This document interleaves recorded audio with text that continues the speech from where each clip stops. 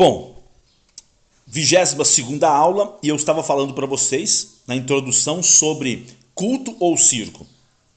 E quando o apóstolo Paulo vem orientar Timóteo na organização, né? Porque Paulo disse a Timóteo: eu te deixei aí, Timóteo, te enviei, te deixei, confiei a você as igrejas, para que você estabeleça presbíteros, para que você coloque em ordem, não é? Então, por onde Paulo instrui Timóteo a iniciar? Por onde? Pela exortação? Não. Pela pregação da palavra? Também não. Por onde Paulo exorta Timóteo instrui Timóteo a colocar as coisas em ordem? 1 Timóteo, capítulo 2, versículo 1 ao 8. Vamos ler o que diz esse texto? 1 Timóteo, capítulo 2, o versículo 1 ao 8. Olha só o que Paulo diz a Timóteo. Antes de tudo, pois exorto que se use a prática de súplicas, orações, intercessões, ações de graça em favor de todos os homens, em favor dos reis e de todos os que se acham investidos de autoridade, para que vivamos vida tranquila e mansa, com toda a piedade e respeito. Isso é bom e aceitável diante de Deus, nosso Salvador, o qual deseja que todos os homens sejam salvos e cheguem ao pleno conhecimento da verdade.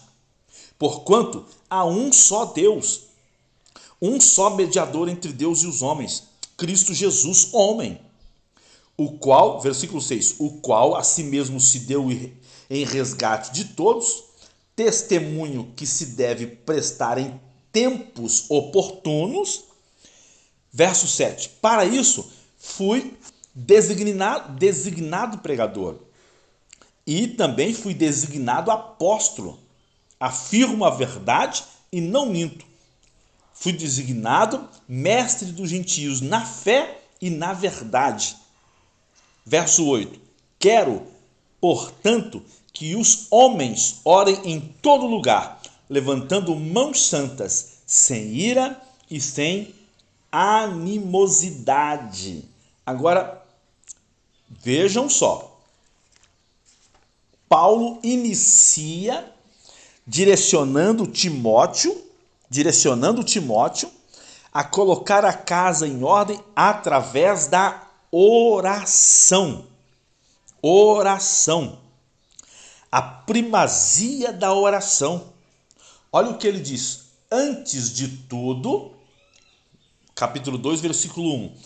Antes de tudo, pois, exorto que se use a prática de súplicas, orações, intercessões e ações de graças em favor de todos os homens. Olha o verso 2.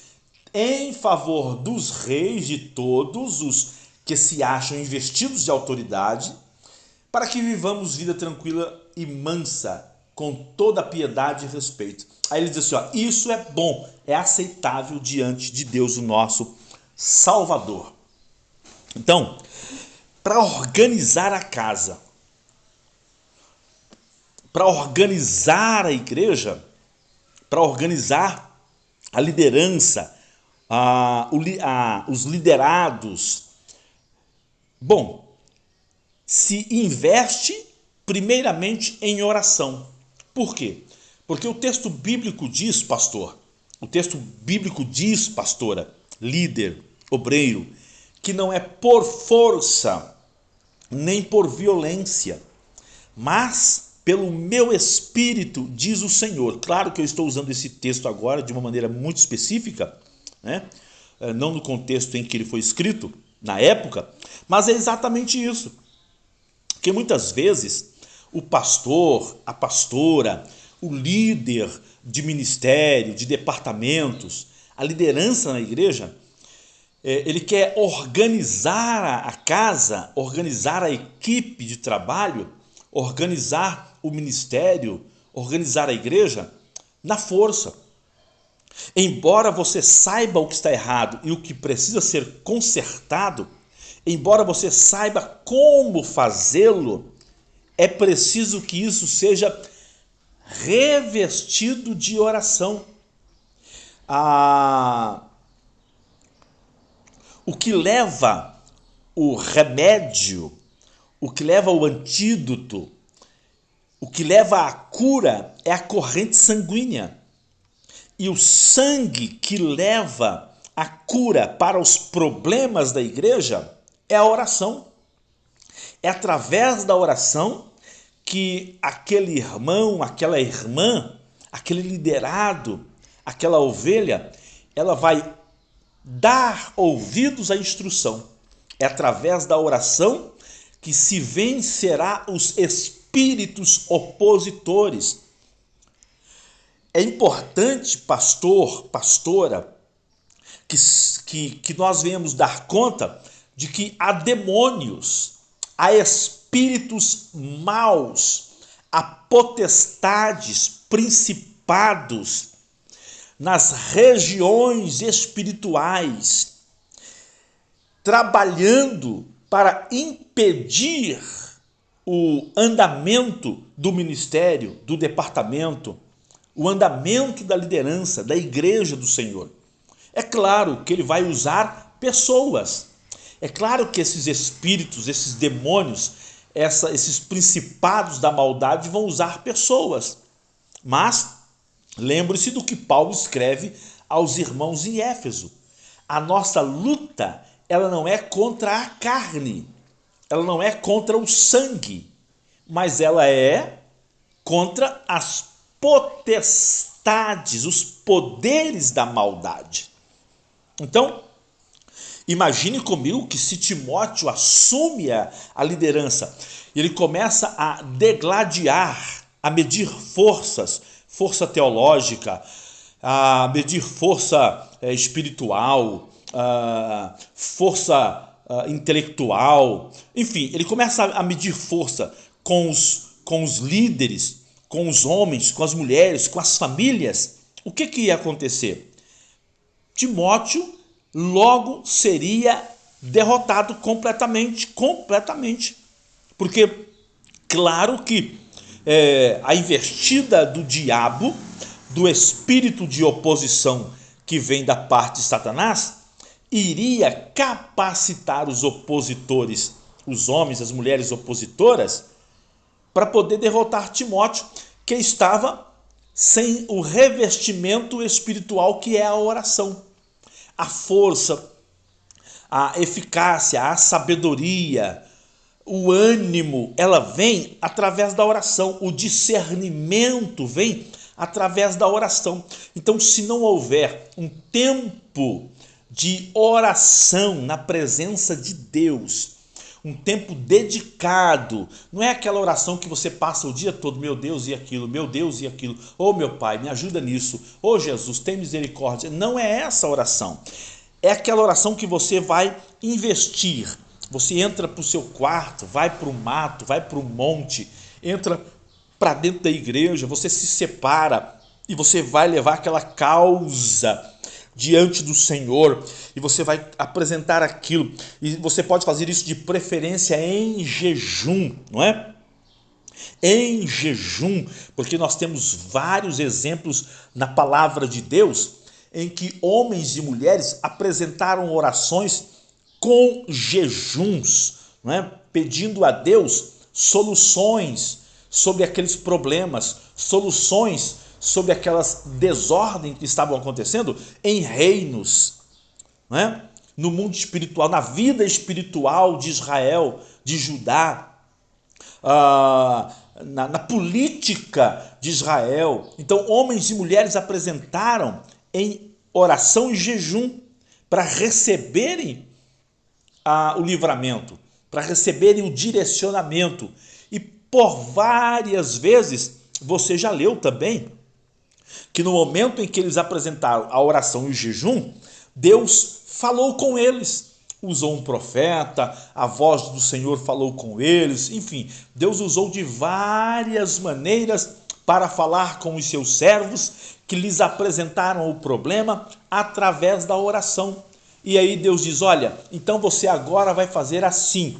E eles iam lá e faziam como Deus havia dito, como eles haviam recebido através da oração, e tudo se encaixava. Então, nesta aula de número 22, nós estamos aprendendo que o primeiro passo para colocar a casa em ordem, para resolver problemas na igreja, é através da oração. Isso é muito importante, tá? Você observa comigo no versículo 1 que diz assim, ó, antes de tudo. O que isso mostra para você? O que isso mostra para mim?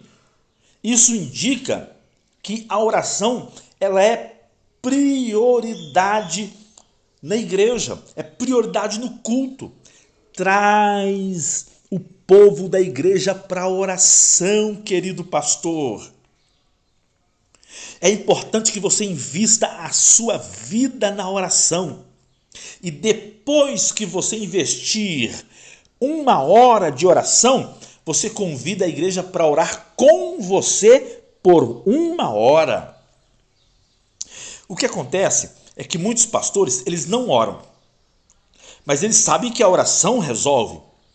E aí o que eles querem fazer? Eles querem forçar a igreja a orar quando eles não oram. Eles querem forçar a igreja a jejuar quando eles não jejuam. Então, eu tive um pastor, o pastor Sebastião Inácio, e ele dizia o seguinte, ele sempre dizia isso, eu ouvi ele dizer isso várias vezes. Ele dizia o seguinte, olha, toda igreja tem um irmão que ora, mas o pastor precisa orar mais que aquele irmão. Toda igreja tem um irmão que profetiza, mas o pastor tem que profetizar mais do que aquele irmão. Toda igreja tem um irmão que jejua, mas o pastor tem que orar mais do que aquele irmão. O que ele queria dizer com isso? Ele queria dizer o seguinte, que o pastor, que o líder, ele é exemplo dos fiéis. Então, o pastor deve ser o que ora, o que jejuma, o que lê, o que medita, o que santifica, para depois ele trazer a igreja, convidar a igreja com o seu próprio testemunho a orar, a jejuar, a estudar a palavra. Então, a dica é, a direção é, a instrução é que o pastor vá para a oração só, que ele invista a vida dele na oração. E depois que ele tiver investido a vida dele na oração, aí sim ele vai convidar a igreja a orar. Porque é fato, se a igreja não percebe ou não vê que o pastor é um homem de oração, se ela não vê, não percebe, não sente que o pastor é um homem de oração, aquela igreja jamais vai ser uma igreja de oração. Se a igreja percebe que o pastor não é um homem de jejum, não pratica o jejum, se a igreja observa isso, aquela igreja nunca vai ser uma igreja de jejum. Se a igreja percebe que aquele pastor, ele não é um pastor de palavra, não é um pastor de conhecimento bíblico, que prega a Bíblia, que ensina a palavra de Deus, sabe? Que ama a palavra de Deus, que lê, medita de dia e de noite na palavra de Deus. Se a igreja percebe que aquele pastor, ele é pobre da palavra de Deus, pobre de conhecimento bíblico da palavra de Deus, a igreja também vai ser pobre de conhecimento. A igreja também vai ser pobre no que tange a ler a Bíblia, a meditar na palavra, a gostar da Bíblia. Pode reparar. Já reparou que aquelas igrejas que o pastor não gosta de Bíblia, ele gosta de cantar, de louvar e tal, aquele povo gosta só de louvor. Aquele outro pastor que o negócio dele é reteté, é manto, entendeu? É rodar no espírito, mas ele não gosta de Bíblia, pouca pregação, pouco ensino, aquela igreja é daquele jeito. Percebe comigo? Então, esses dias eu disse a um obreiro, aqui em Foz do Iguaçu, num determinado ministério, ele esteve me visitando e ele disse, pastor, a nossa igreja, o pastor lá, uma palavrinha no culto de ensino, tem uma palavrinha de 15 minutos, de 20 minutos, sabe, pastor? E o pastor é fraco e tal, e a igreja está muito fraca, e o que a gente faz? Eu disse para ele, meu querido, a igreja, ela é o reflexo do pastor. Então vocês devem orar pelo pastor de vocês, conversar com o pastor de vocês, amar o pastor de vocês e levá-lo à palavra, levá-lo à oração, porque a igreja é um reflexo do pastor. Então, quando o pastor chega reclamando da igreja, porque aquela igreja não ora, a igreja não, esse povo não gosta de orar, esse povo não gosta de Bíblia. Então, a igreja é o reflexo do pastor, a não ser que você assumiu a igreja hoje, né? A não ser que você é pastor aí há 6 meses, né? 6 meses já está no limite, né? Porque 6 meses dá para a igreja começar a andar já no ritmo do pastor. Então, se você é pastor aí há 6 meses, até no máximo 6 meses, aí você pode até dizer, olha, eu assumi uma igreja que não gosta de oração, que não gosta de Bíblia. Mas a tendência é que aquela igreja ela vai ser transformada pelo testemunho e pela prática do pastor. Isso é muito importante. Então, se você está aí há 1 ano, 2 anos, 5 anos, 10 anos, 20 anos, e você diz, porque aí o povo não quer saber de Deus, o povo não quer saber de Bíblia, o povo não quer saber disso, o povo só quer saber daquilo. Então, meu querido, eu acho que você está olhando para o povo, está vendo você, mas continua culpando o povo. Porque as ovelhas, elas repetem o andar do pastor. Claro que não é 100%. Claro que não é 100%, mas mais da metade sim. Mais da metade. Eu vou ser bonzinho com os pastores, vou ser bonzinho. Pelo menos 51% do rebanho tem que copiar o pastor. Porque na verdade não é, né? 51% do rebanho. É pelo menos 80%, 90% do rebanho, eles vão copiar o pastor. Então, se o pastor é de oração, 80%, 90% da igreja vai ser de oração. Se o pastor gosta de Bíblia, 80%, 90% da igreja vai gostar de Bíblia. Então, isso é muito sério. Então, Paulo diz a Timóteo, antes de tudo,